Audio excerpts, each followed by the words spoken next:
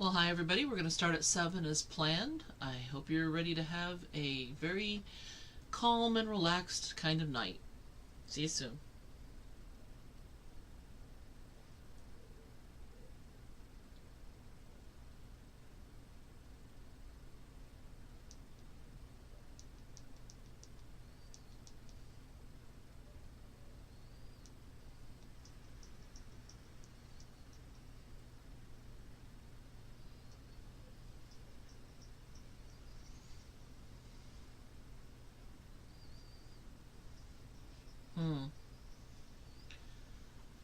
Okay, I'm going to try again.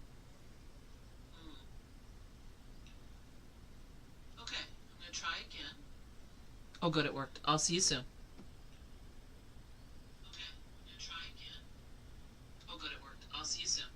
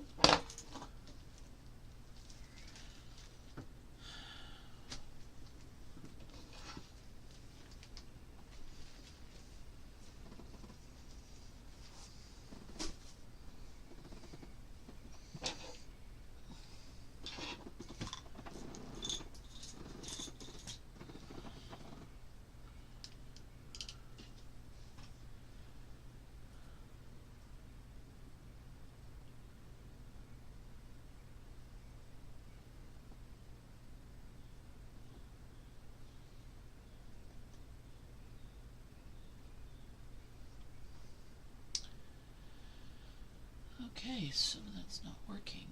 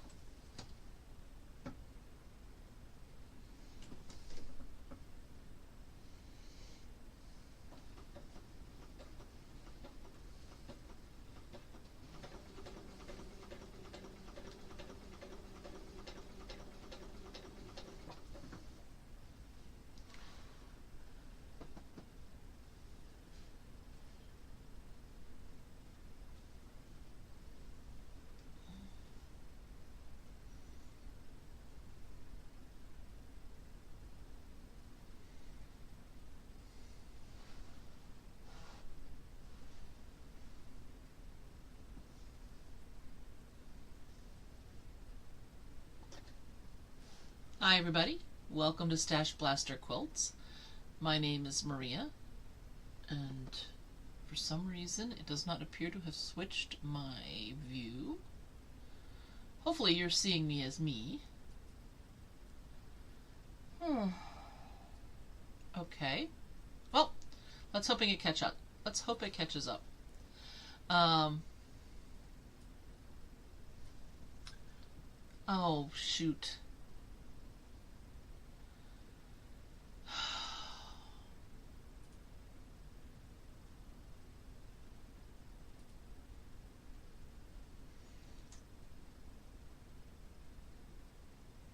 Well, you should be seeing me as me, and when I tested it earlier, I had sound.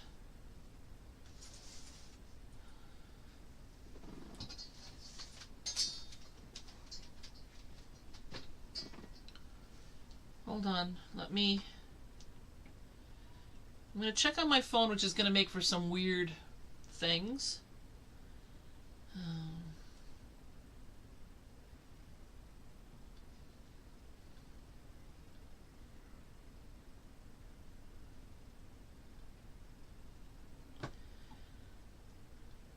Okay, according to this, it's live. Oh, okay. Thanks, Judy. Hopefully, we're good. Okay. Anyway, hi. Hi to everybody. I know I had problems with sound last time or the time before, so I'm glad that it's working now. I continue to have my hate-hate relationship with technology, which is one reason why I think I keep forgetting to turn on these lights so you can see me better. So let me get them. So, again, tech and me, we're having computer problems. My car had an update and my phone had an update, and now the two will not talk to each other. So one of the only tech things I like in my phone, in my car, is the fact that I can, listen to texts or respond to texts or phone calls hands-free. No, not so much. It's being a bit of a challenge today. So we have that. We have the fact that camera 3 was working earlier today and isn't working now, because we did some system updating. So I thoroughly apologize for this. I'm going to do the best that I can, but you are not going to be able to see me actually sewing today. It's not going to work with the with camera number 3. I don't know why, but my son will be over here for dinner on Friday, and I told him I did all the little tricks he taught me, and none of them worked, so he'll take a look at them on Friday. So in 2 weeks, when we're back together, here's hoping that it'll work.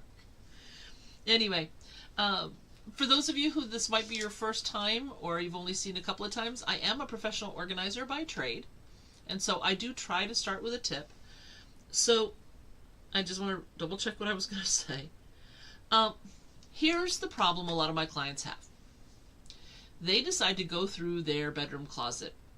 So they try on everything. Those sorts. Sons are the best. Oh yes. I told him that he is the best son I or anyone else has ever had.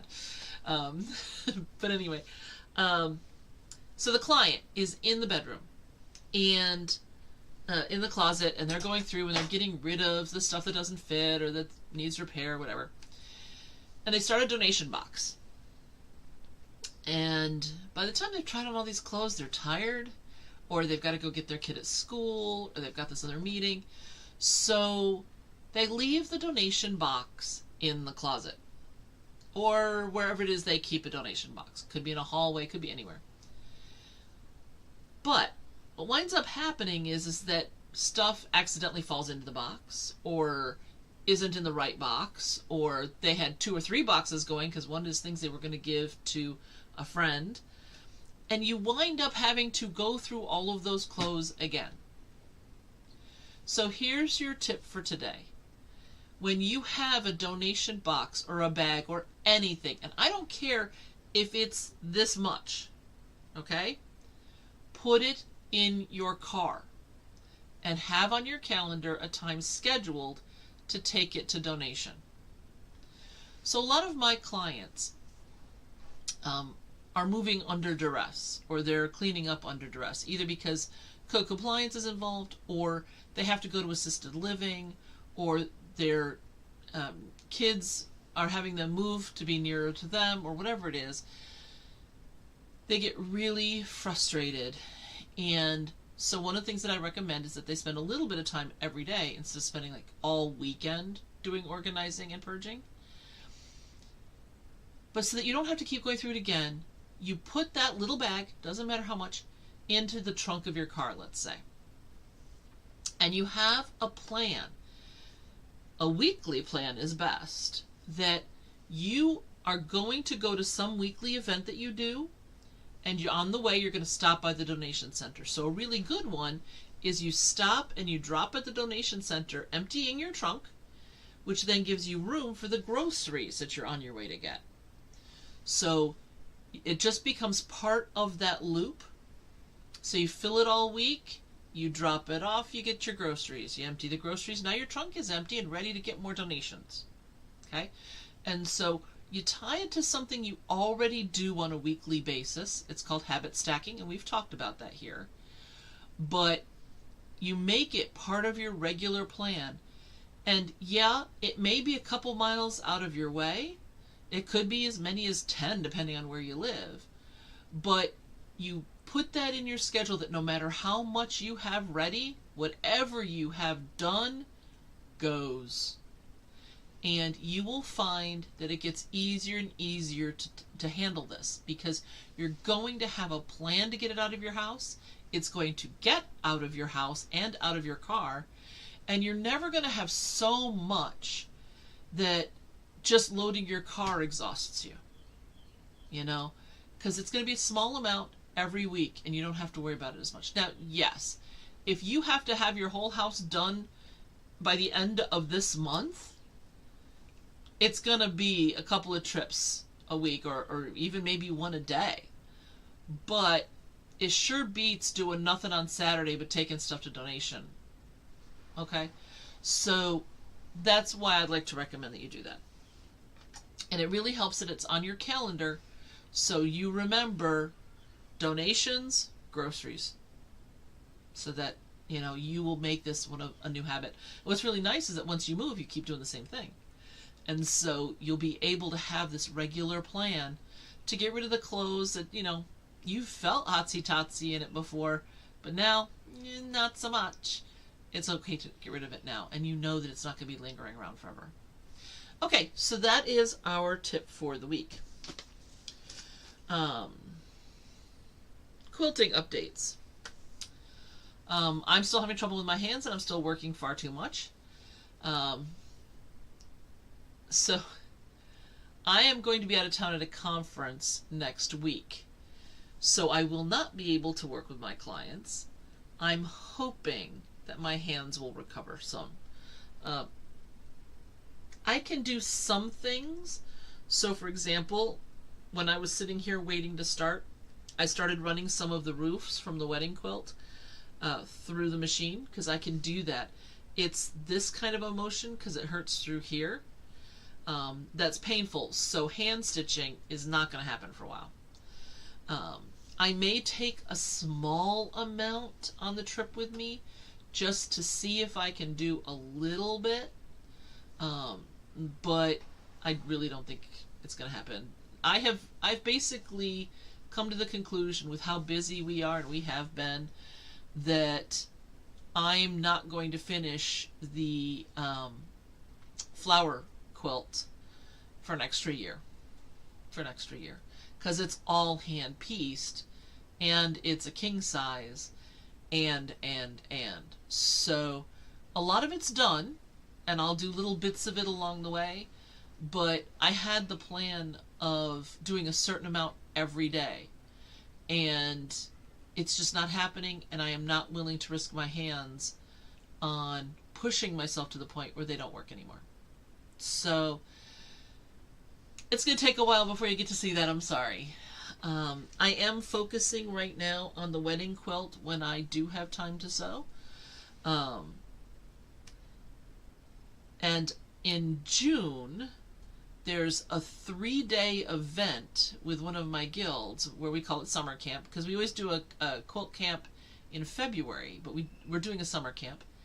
And so for those 3 days, I am planning on doing a lot of work on the wedding quilt, because we're a quarter of the way through the year. It won't be a true quarter until the 16th of the month, not because of the calendar, but since the wedding. Actually, February, March, April, May 16th is only a quarter of the year. I'm even better off than I thought. So I am a quarter of the year in time in, but I have 2 completed houses. So I do have a lot of them prepped. So all of these are cards where I have 3 houses cut out and ready to go. So I am ahead on some of that cutting out. The only reason I can do that is because I know there's going to be a certain number of days in the fall that will need some of these temperature ranges, because this is a temperature quilt. That if we don't have any more high of 70s this spring, there's gonna be a couple before February next year. So even if I make a couple ahead, that's fine. So I'm doing roofs for buildings that go up into the 60s and 70s for our lows. There's a chance I won't use them. There's always a chance I won't use them. They can be maybe put on the back. I might decide to do something different with them. Who knows, right?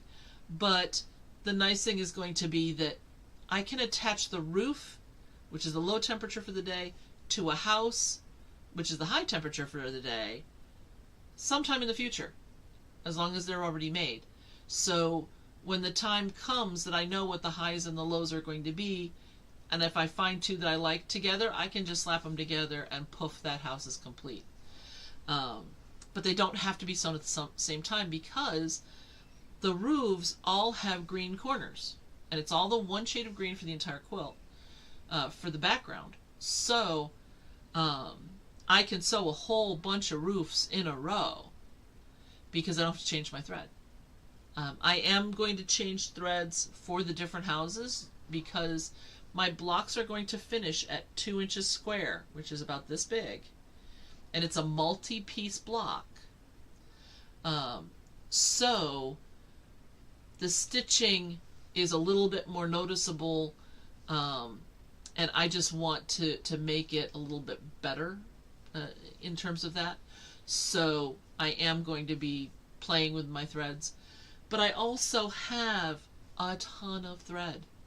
I could have picked a light gray or a medium beigey kind of color. That would have been fine. There would have been nothing wrong with that. I could have even done light gray and dark gray. But in this particular case, if I have the thread, I'm going to just go ahead and color match. It's going to mean threading my machine more times, but I don't mind doing that because when I do that, it means that my hands are up instead of down. I'm looking up instead of down, which means the muscles in my neck and in my back and in my shoulders get a little bit of a break.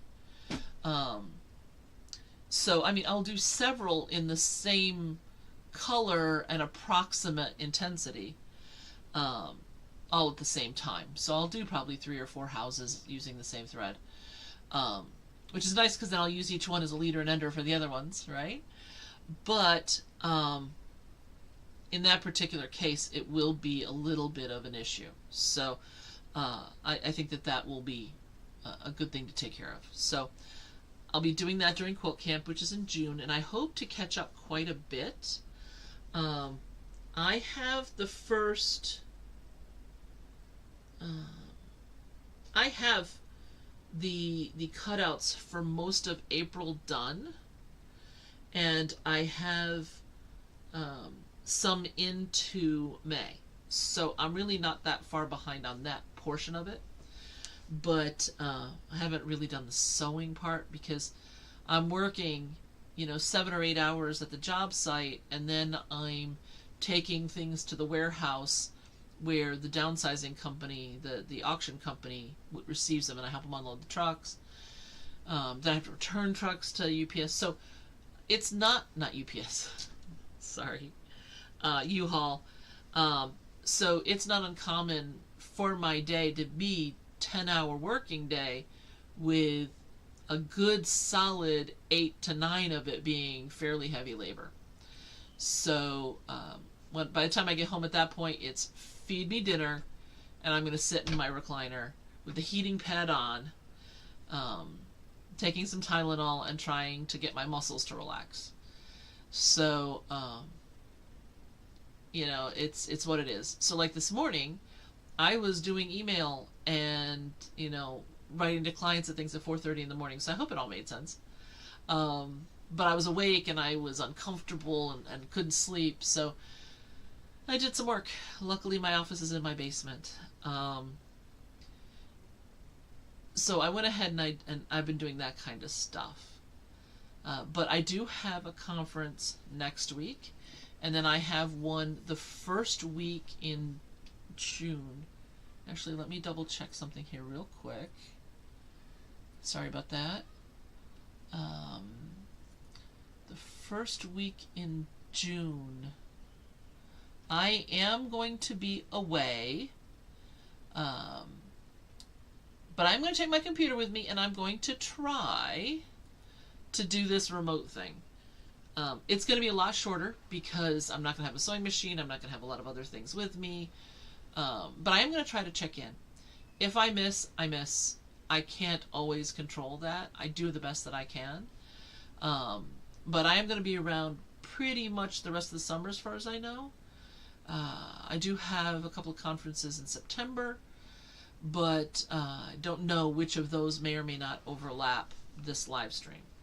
Because I do this, if this is one of your first visits, the first and the third Wednesday of the month. So I do my best to make sure that I check in. I don't go over on my time if I can at all avoid it. I am going to try to do some more sit and sews because you viewers have told me that you really like when I do that. I'm just sitting here working on my project. You sit there, you work on your project, and then if you've got questions or anything, you pop it into the chat and we can go back and forth. And you can talk to each other in the chat too, which is kind of nice. I don't usually have the ability to say exactly when it's going to happen. I just sit down and start. I usually have my headphones on because I'm listening to a book on tape or something like that. It has been very rare when I've done those that anyone has contacted me during the hours I'm actually there. But some of you have said that it's been very nice just to kind of have me sewing in the background. You can hear my sewing machine. Occasionally I talk about something, but not very often. Or,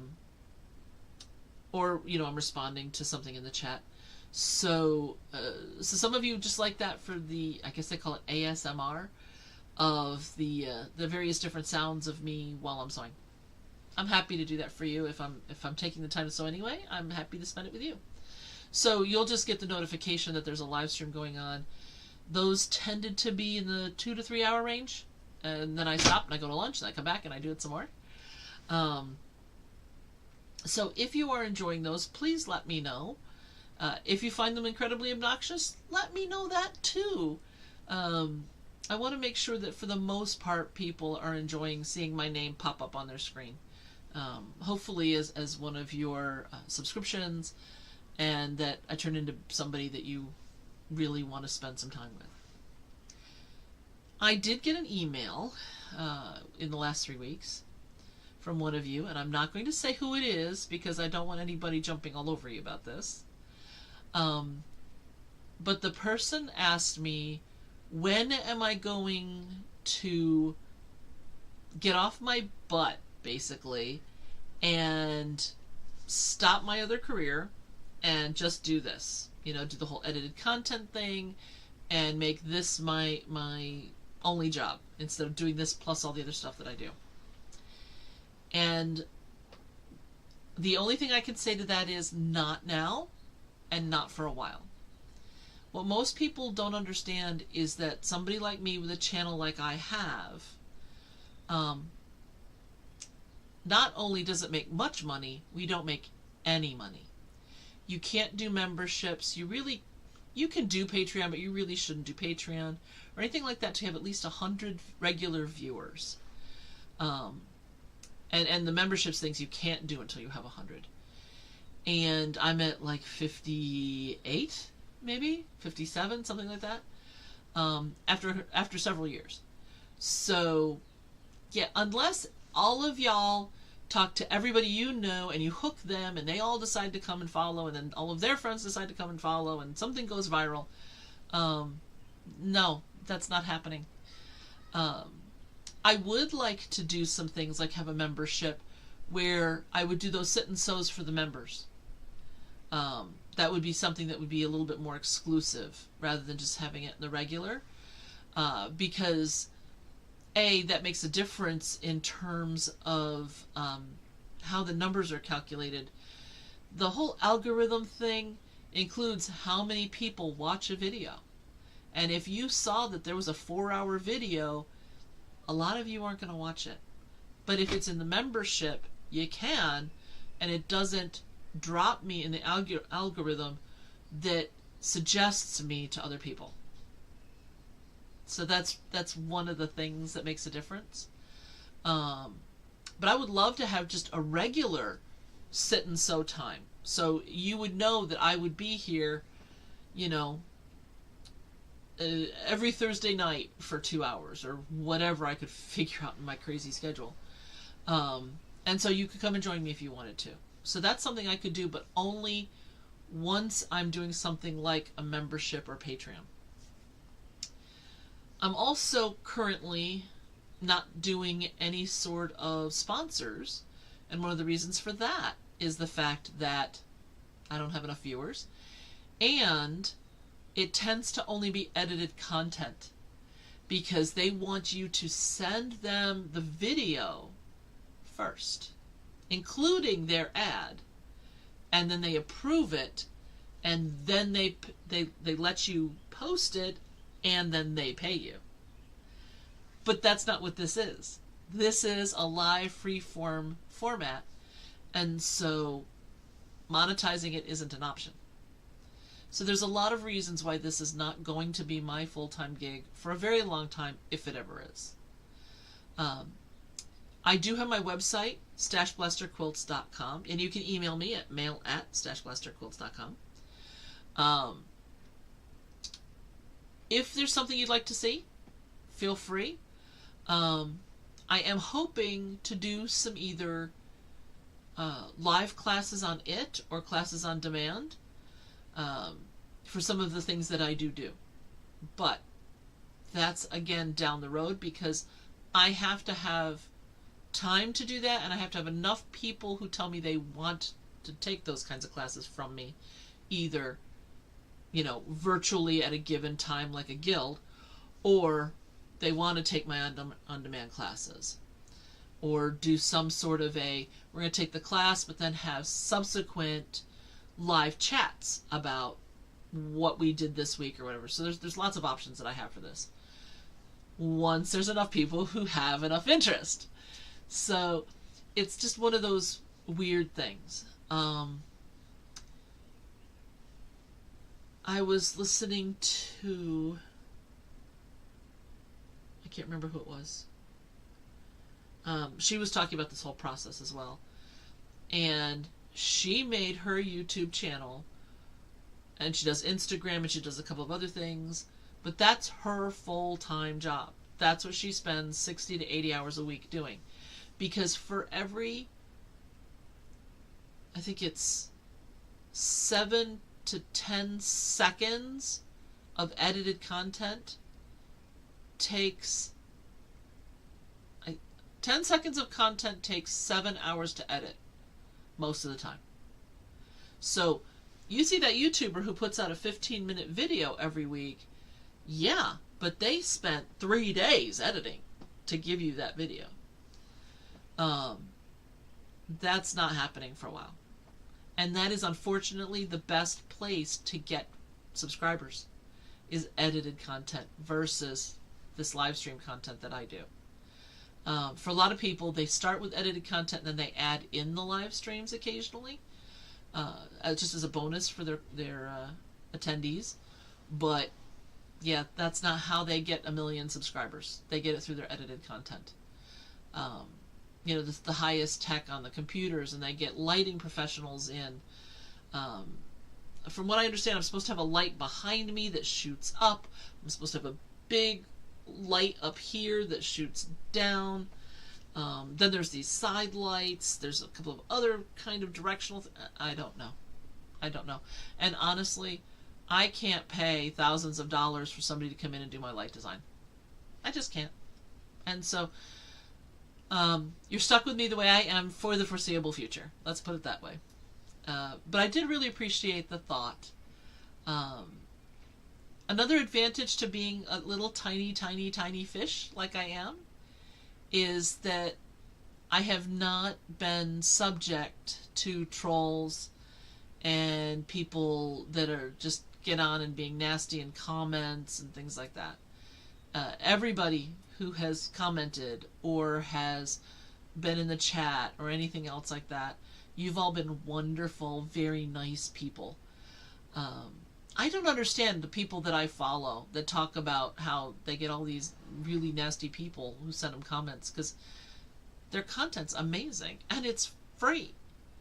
I remember reading, no, I was watching something on TV. Was it on TV? No, it was a comic. It was a comic, I'm sorry. And there's a young teenage boy who's like sprawled all over the chair, and he's complaining because he's refreshed this particular website like 3 times today, and there's no new jokes on this website. And the father asked, well, how much does that cost you? And the son said, nothing, it's a free site. And the guy said, so the guy who is volunteering his time, energy, and effort and paying for equipment and everything else to post something for you has the audacity to not do it every 10 seconds to make you happy when they're, you know, being selfish and going off to work instead, or spending time with their families or something. And the young son's all like, yeah, right. A lot of times people don't understand how much time this takes, and because it's free, a lot of them also think that they can say anything they want. They can make mean comments. They can threaten people. And all of us that do this, honestly, even the ones that are getting monetized and have sponsors and all of that, they do it because they love doing it. They want to share things with their subscribers. And it's fun. It is. For me, sometimes the only way I get to sit here and sew is because I'm doing it with you. You know, or I'm designing a quilt for the year, or I'm, you know, doing something quilting related because of this channel, versus taking the time for the self-care of doing it myself. So the fact that none of you are mean to me is truly, truly appreciated. And I don't know why people are mean to the people that they are. There's no reason for anybody to be like that, but they are apparently like that. And I'm very glad I don't know that firsthand yet. Okay? Anyway, so I am working on the wedding quilt. I'm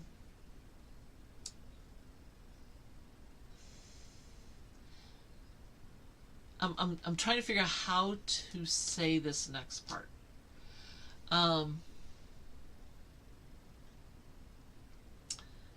Politics.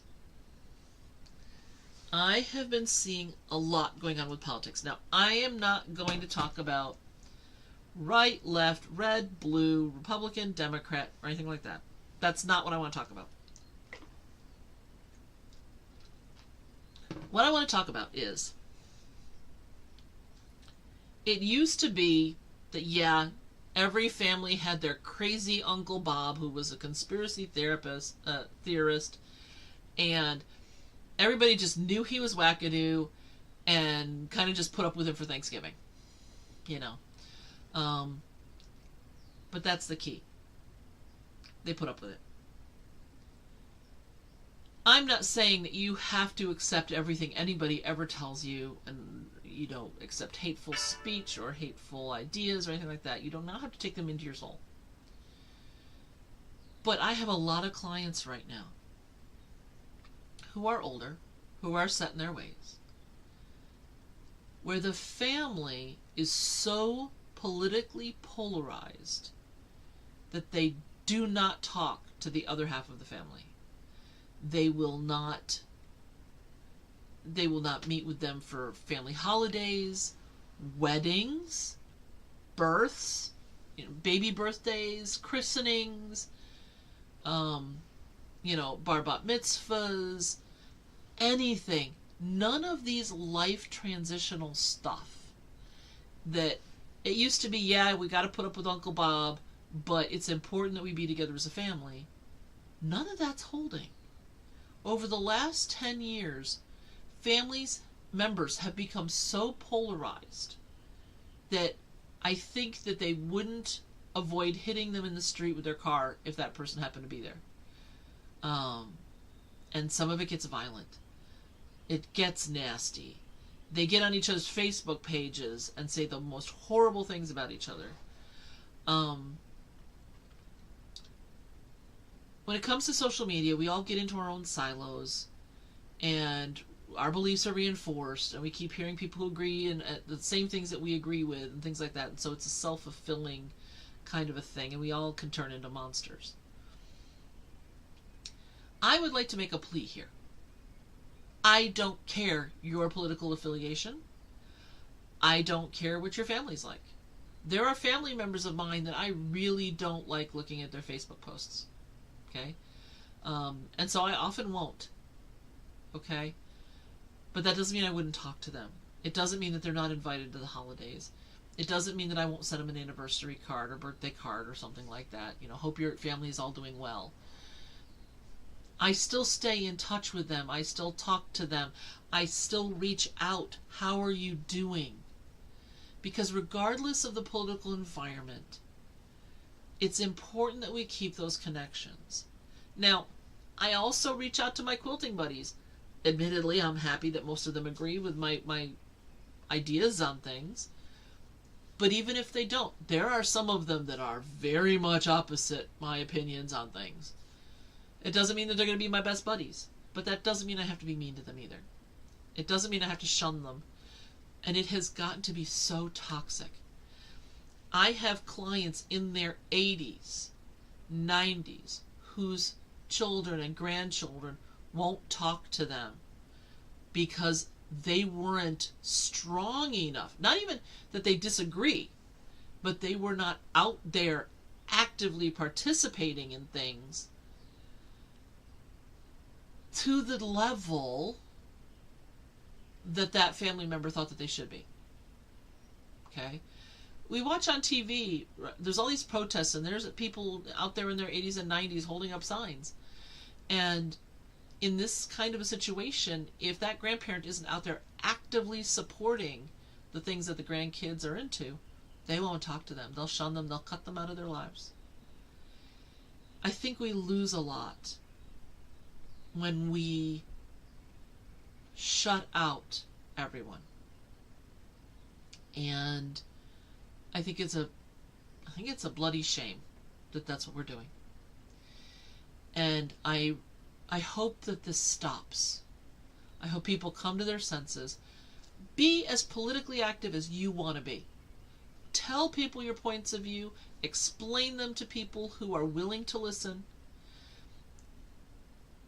Just don't dismiss people because they're not enough like you. They're not exactly like you. They have a different perspective. They watch different news channels. One thing I always think about when I'm sewing and I'm quilting is I am binding together these disparate things. Red and green. They're opposites on the color wheel, right? Yellow and purple. They're opposites on the color wheel. but I'm binding them together in such a way that they can continue their lives together. That's family to me. And whether it's birth family, chosen family, or friend family, it's important to keep everybody there. Get all of the different colors for your quilt, the different perspectives, the different thoughts. As long as everyone plays nice and people don't get nasty, you can have some really spirited discussions. And sometimes you may hear something that might change your point of view slightly, or at least you'll understand better why they're saying what they're saying. You'll understand their perspective better, even if you disagree with it. But these days, my quilt, if it's red or it's blue, that's the only color allowed. You have to be exactly like me. And for some, it all has to be the same shade of blue, right? You can't be a little more purple. You can't be a little bit more red. You can't be a little bit more green. It doesn't matter. You have to believe exactly what I believe. So I know that this is a quilting channel. This is not a channel about politics or relationships. But so many of the clients that I have, the organizing clients that I have that are older, are home alone and lonely. They grew up knowing we don't talk about religion or politics at Thanksgiving. Okay. Everybody agrees to that rule. We don't talk about religion or politics at Thanksgiving. There's nothing wrong with that. But that doesn't mean you have to not allow anybody to come to Thanksgiving. One of my clients that I saw this week is 83. She has 5 children. She has 14 grandchildren. She didn't get a single birthday card. She was not invited to Christmas.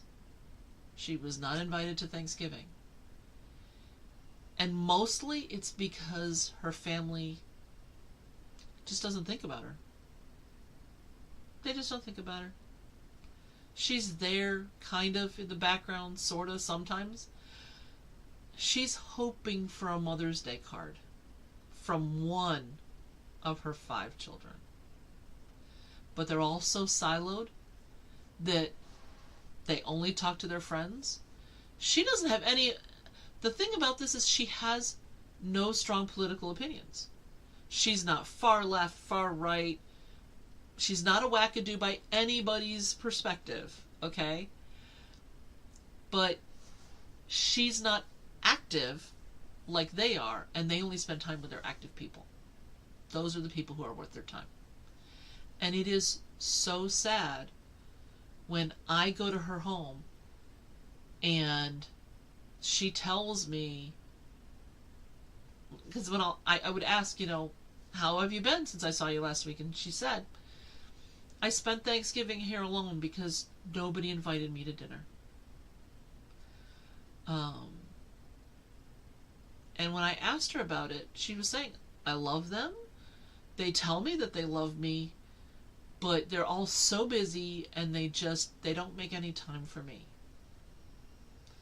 And that really hurt me today. And so that's why I'm bringing it up here. Quilting ties people together. You give a quilt to someone. They remember you when they see it. You give a quilt to a complete stranger through a charity. They know that someone took the time, energy, effort, and money to make a gift for them without knowing who they are, what politics they follow, their race, their religion. The person who made it didn't care. Their goal was to make somebody warm and happy. That's all we make quilts for. We want our family members, if we're giving them to the family, to be warm and happy. Babies, when we give them baby blankets, we want the mom and dad to also be happy, but it's there to stimulate the child or to make the child feel comfortable. We need to do more of that in real life. We need to reach out to some of these people from our past or our current, especially the older ones who are alone, and invite them into our family of humanity. Really, that's what it is. And so I'd like to encourage everybody. I know, like I said, this is a quilting channel. What do I know? But I'd like to encourage everybody, whenever you hear this, this happens to be May 7th of 2025. Whoop-de-doo. May 7th doesn't mean anything specifically. But no matter what country you're in, no matter when you watch this, assuming you've made it this far, I admit things have gotten a little weird. And if this is your first time here, things tend to get a little weird, but not this weird.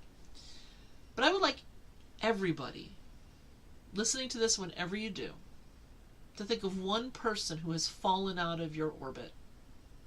Just one. And maybe send them a card, an email, a text, a postcard, something. Just to say, haven't spoken to you for a while. How you doing? They may never respond back, and that's fine. They might respond back as, I'm so sorry you haven't heard from me. You might not know, but I have cancer. And I've been fighting it for the last 2 years, or whatever. And I just haven't had the energy to come to Quilt Guild, or pickleball, or whatever it is that you know them from. You know, they haven't been to church in 2 years because they don't have the energy to go there. Or, yeah, I was doing poorly, so I have moved to Colorado to be closer to my daughter. Whatever. Just that reaching out will make that person feel really good. And it'll make you feel really good too. So I'd like to just ask you to give it a thought. Maybe give it a try. But there's just so many people that fall out of our lives. Not intentionally. But these days, because of the politics, a lot of it is intentional. And you got to remember, these are people. No matter what their political affiliations are, they're people. They need connection. They want to be connected with you because they already were. You guys were friends for some reason. Now, if they're, if you're on the far right and they're on the far left, you might have to set some ground rules. I'd love to get together with you for lunch. Can we possibly just not talk about politics or whatever it is? And see what happens. If you think about it, Mary Maitland and James Carville, far right, far left, political activists, got married. And as far as I know, they still are after quite a while. If they can do it, we can do it. Okay, I see Judy wrote something here. Let me see what it says. Budgets might get tight, but I learned to be generous with my smile and time. Set aside differences and reach out. I totally agree with your sentiments. Well, thank you so much, Judy. I appreciate that. Yeah, you know what? Something as simple as smiling at somebody behind you in line at the grocery store can make somebody feel better. Everybody is so angry and so unhappy all the time right now. Bring a little sunshine to somebody, and you'll feel better about it too. Okay, that I don't have anything more to rant about. Thank you for sticking it out with me this far. I am going to be continuing to work on the wedding quilt. Not tonight. I had a very long day today. My hands are hurting. But I will be keeping you updated. I'm hoping after the June thing that I'm going to start posting them up here.